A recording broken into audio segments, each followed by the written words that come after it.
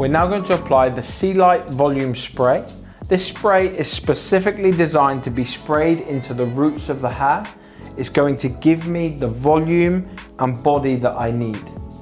It needs to be sprayed only onto the roots of the hair because it needs the heat both of the scalp and of the hair dryer to activate the product, giving it the volume and lift it needs.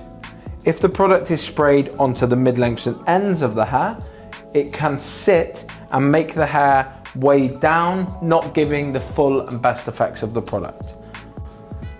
As soon as I've applied the product, I need to very quickly take the heat from the hairdryer and my brush, lifting the hair as I blow dry to activate the volumizing spray, giving best results possible.